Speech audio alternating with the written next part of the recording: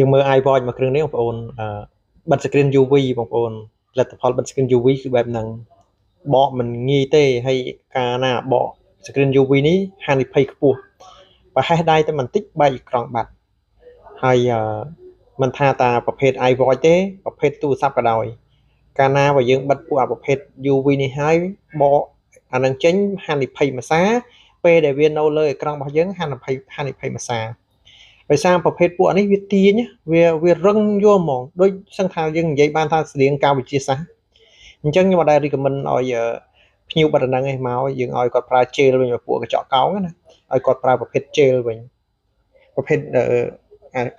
UV នេះល្អកាលពីមុនគ្រាន់បងប្អូនកាលពីមុនគេប្រើប្រភេទ UV ដែរប្រភេទអាកម្រិតជាប់របស់វាស្អិតហ្នឹងវាតិចវាអត់ជាប់ខ្លាំងចេះទេបកតែបន្តិចមកដល់ពេលឥឡូវគេប្រើអាប្រភេទកៅគេអ៊ុតអេក្រង់ដល់ពេលអញ្ចឹងជាប់ខ្លាំងហើយពេលឆ្កឹះម្ដងប្រឡាក់ដៃទេបតាហើយហានិភ័យទៀត